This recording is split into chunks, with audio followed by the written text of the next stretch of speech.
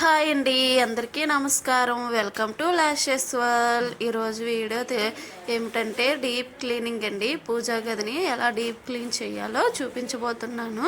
అయితే నా ద్వారా కొన్ని విషయాలు అయితే మీరు తెలుసుకుంటారని ఆశిస్తున్నాను. అయితే ఏ నియమాలు పాటిస్తూ చేయాలి, ఎలా చేయాలి, వీటికంటూ కొన్ని ప్రత్యేకంగా రోజులు ఉంటాయా, ఈ రోజునే చెయ్యాలా లేకపోతే ఏ రోజైనా చేసుకోవచ్చా అని డౌట్స్ కూడా ఉంటాయి కదండి. అయితే ఈ వీడియోలోని నేను ఆ డౌట్స్ అన్నీ క్లియర్ చేస్తానని అనుకుంటున్నాను. నేనేమేమి తప్పుగా మాట్లాడుంటే క్షమించండి. ఈ వీడియో మీకు కానీ నచ్చినట్టయితే సబ్స్క్రైబ్ చేసుకోండి. ఎక్కడ స్క్రిప్ట్ చేయకుండా అయితే చూడండి, అప్పుడే ఈ వీడియో అంతా అర్థమవుతుంది మీకు. అయితే ఫస్ట్ అయితే మనం పూజా రూమ్ని డీప్ క్లీన్ చేస్తాం కదండి. అంటే మనం నెలసరి టైంలో గట్టా పర్టికులర్గా అయితే పూజా రూమ్ని బాగా డీప్ క్లీన్ చేస్తాం కదా. ఆ టైంలో అయితే కొన్ని నియమాలు అయితే పాటించాలి. నేనైతే డీప్ క్లీనింగ్ అయితే నెలసరి పీరియడ్స్ అయిపోయిన ఒక 5 days తర్వాత ఆ రోజు చూసి, అంటే ఆ రోజు బుధవారం కానీ శనివారం కానీ ఇలా కుదురుతుంది కదా, ఆ రోజు అయితే కంపల్సరీ క్లీన్ చేసుకుంటానండి. మెయిన్గా అయితే బుధవారం శనివారం మంచిదండి పూజ డీప్ క్లీనింగ్ చేసుకోవడానికి పూజా రూము. మిగతా సమయంలో అంటే ఆదివారం అమావాస్య సమయంలో సాయంత్రకాలం సమయంలో అస్సలు అయితే చేయకూడదు. అయితే మనం పూజా రూమ్ని క్లీన్ చేసినప్పుడు కంపల్సరీగా స్థలక స్నానం అయితే చేసుకోవాలండి. చేసుకుంటేనే చేయాలి. తర్వాత నేనైతే సపరేట్గా పూజా రూమ్ క్లీన్ చేసిన ఒక డ్రెస్ అయితే పక్కన పెట్టుకుంటాను. ఆ టైంలోనే ఆ డ్రెస్ని అయితే యూజ్ చేస్తాను. మిగతా టైంలో దాన్ని యూజ్ చేయనండి, పక్కన పెట్టేస్తాను. ఇంకా మీరు అలాగే చేయాలని లేదు, మీ ఇంట్లో వీలుని బట్టి మీ కుదిరే బట్టి మీరు కూడా చేసుకోవచ్చు ఇలాగా. అయితే ఫస్ట్ మనం చేయాల్సిన పని అయితే మనం ముందుగా పూజ చేసినప్పుడు అయితే పువ్వులు పెడతాం కదా, ఆ పువ్వులన్నీ ఒక కవర్లో లేదా క్లాత్లో వేసుకోవాలండి. అవి ఎక్కడ పడేయకూడదు, ఎందుకంటే అవి అలా పడేయకూడదండి. పారే నీటిలో లేదా ఎవరు తొక్కలేని ప్లేస్లో అంటే చెట్టు మొదట్లో గట్ట వేసుకోవచ్చు. ముందుగా అవన్నీ శుభ్రం చేసుకోవాలి. తర్వాత మనం అగరబత్తులు గట్ట పెడతాం కదా, దానికి ఉన్నవి పౌడర్ అంటే రాలిపోద్ది కదా, ఫస్ట్ అది క్లీన్ చేసుకోండి. తర్వాత అండి ముఖ్యంగా అయితే దేవుడి పటాలు తీసినప్పుడు అయితే డైరెక్ట్గా నేలపైన అయితే అస్సలు పెట్టకూడదండి. అలా పెట్టకూడదు. ఏదైనా క్లాత్ లేదా పేపర్ వేసి అయితే అలా పెట్టుకోవచ్చు. ఇగోండి నేను చూపిస్తున్నాను, చూస్తారా. నేనైతే ఇక్కడ డైలీగా ఆ క్లాత్ యూజ్ చేస్తానండి ఇలా పటాలన్నీ క్లీన్ చేసినప్పుడు. ఏది మనకి ఫస్ట్ నుంచి రాదండి, నేర్చుకుంటూనే వస్తుంది. నేనైతే ఫస్ట్ నుంచి పూజలు చేస్తానని చెప్పట్లేదు, నేను ఈ మధ్యన అన్నీ నేర్చుకుంటున్నాను. నాకు తెలిసింది నాకు తోచింది మీకైతే షేర్ చేసుకుంటున్నాను. ఏమైనా తప్పు ఉంటే క్షమించండి. అయితే నేనేం ఫస్ట్ మొత్తం పటాలన్నీ అంటే నింపుకుండా నీళ్ళు ఉంటే పర్వాలేదండి మీ ఇంట్లో, లేకపోతే మీ ట్యాప్ వాటర్ అయినా యూజ్ చేసుకోవచ్చు హ్యాపీగా. అయితే నేను పటాలు క్లీన్ చేసినప్పుడు కూడా ఒక క్లాత్ అనేది సపరేట్ పెట్టుకుంటానండి. ఆ క్లాత్తోనే నేనైతే పటాలన్నీ క్లీన్ చేసుకుంటాను. అలా తుడుచుకున్న తర్వాత అంటే వేరే పొడి క్లాత్తో మొత్తం పటాలన్నీ ఒకసారి శుభ్రం చేసుకోవాలి. తర్వాత అండి మనం గంధం బొట్లు పెడతాం కదా, అయితే మనం గంధం బొట్లు పెట్టినప్పుడు చూపుడు వేలుతో అస్సలు పెట్టకూడదు.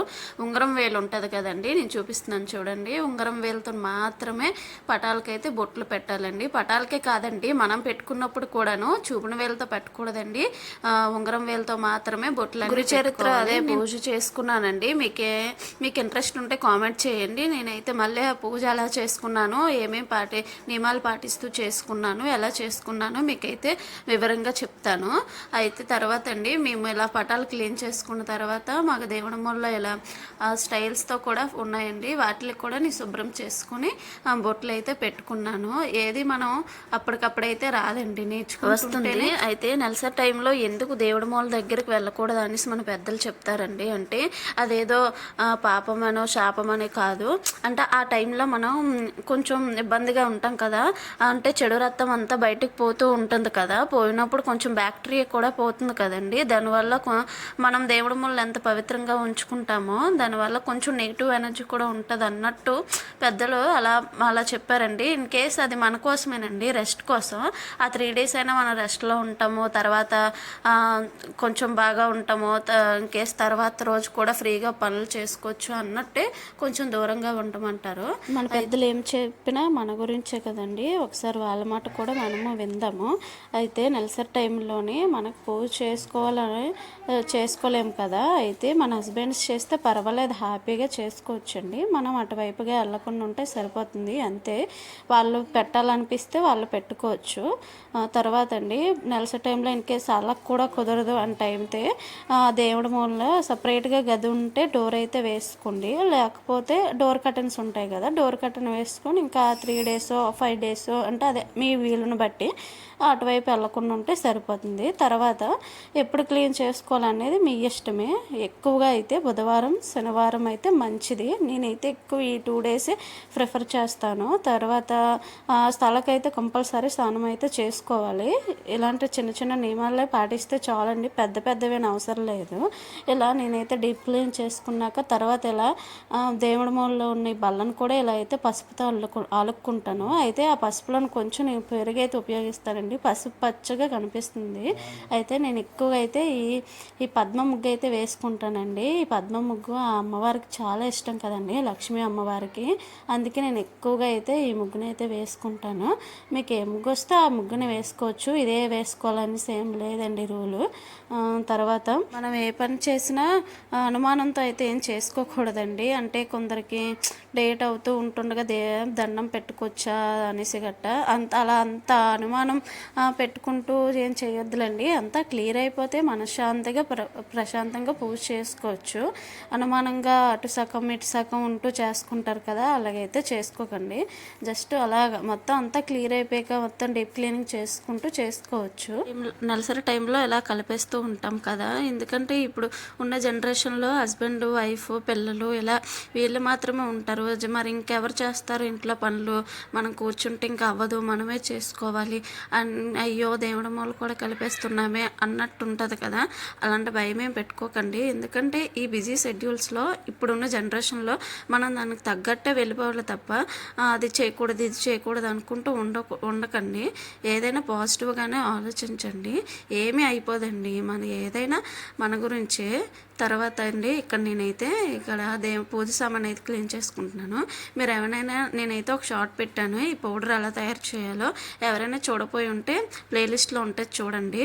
తర్వాత అండి నేనే ఇప్పుడు ఈ బుట్టను కూడా ఇప్పుడే సర్దేసుకుంటానండి, అప్పుడే చూసుకుంటాను పసుపు కుంకుమ మిగతావి అంటే పూజ ఐటమ్స్ ఉంటాయి కదా, అవి ఎంతవరకు వచ్చాయి ఇంకెంతెంత ఉన్నాయి ఇంకా అప్పుడే తెప్పించుకొని ఇలాగా ఈ డబ్బాలంట అయితే వేసుకుని ఉంటాను ఈ బాక్సులంట.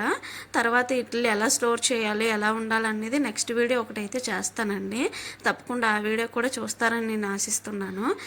ఇలా సపరేట్గా ఇలాగా ఒక బుట్టలాంటిది పెట్టుకున్నాం అనుకోండి, అన్ని వస్తువులు అందులోనే ఉంటాయి, మనకి ఏది కావాలో అది అలా తీసుకుంటూ ఒక్కొక్కటి చక్కగా పూజ చేసినప్పుడు ఏ ఇబ్బంది ఉండకుండా అస్తమానం లేకుండా ఒక దగ్గర ఉంటూ చేసుకోవచ్చు. తర్వాత అండి అయితే నేను పూజ గదిలోని కింద పేపర్లు అయితే వేస్తానండి, పటాల కింద పేపర్లు లేదా క్లాత్ అయితే వెయ్యాలి. దేవుడి పటాలు అలా అయితే అలా నేలపైన అయితే పెట్టకూడదు, అది తప్పు లాంటిదటండి, అలా పెట్టకూడదు, భూదేవికి భారంలా ఉంటుందంట.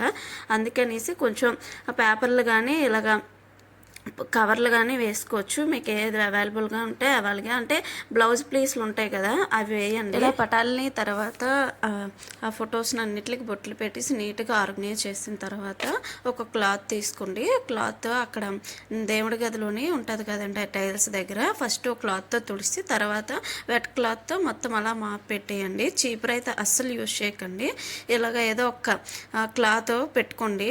లేదా చీపురు యూజ్ చేయాలంటే సపరేట్గా దేవుడి మూలకు కావాల్సిన చీపురు చిన్నది తీసుకొని దానికి మాత్రమే యూజ్ చేసినట్టు చేయండి, అది బయటకు యూజ్ చేయకండి. ఇలా మొత్తం పూజ గదిని డీప్ క్లీన్ చేసుకున్న తర్వాత మనం ముందే ఇల్లంతా పెట్టేసుకుంటాం కదా, అప్పుడే పసుపు నీళ్ళతో ఇల్లంతా చల్లేసుకోండి. మీకు అవైలబుల్గా ఉంటే గోమూత్రంతో కూడా మొత్తం ఇల్లంతా శుభ్రపరచుకోండి. ఇంకా సిటీస్లో ఉంటే అవి అవైలబుల్గా ఉండవు కదా, పసుపు నీళ్ళు మొత్తం ఇల్లంతా జల్లేసుకుంటే ఇలా డీప్ క్లీన్ చేసుకున్న తర్వాత రోజు నుంచి పూజ అయితే యథావిధిగా స్టార్ట్ చేసుకోవచ్చు. అది మీ వీలుని బట్టేనండి, ఎప్పుడైనా స్టార్ట్ చేసుకోవచ్చు. ఇంకా డీప్ క్లీనింగ్ అయిపోయింది కాబట్టి నేనైతే నెలకు ఒకసారి మొత్తం ఇలా డీప్ క్లీనింగ్ అయితే చేసుకుంటాను. మీకు కానీ ఈ వీడియో నచ్చిందని అనుకుంటున్నాను. నేనైతే ఇలాంటి చిన్న చిన్న నియమాలు పాటిస్తూ ఇలా అయితే పూజ గదిని డీప్ క్లీనింగ్ అయితే చేసుకుంటాను. నా ద్వారా ఎన్నో విషయాలు మీరు తెలుసుకున్నారు అనేసి నేను కోరుకుంటున్నానండి. తప్పుగా ఏమైనా మాట్లాడి ఉంటే సారీ. ఈ వీడియో కానీ మీకు నచ్చినట్టయితే ప్లీజ్ లైక్ చేసి, షేర్ చేసి, సబ్స్క్రైబ్ చేసుకోండి.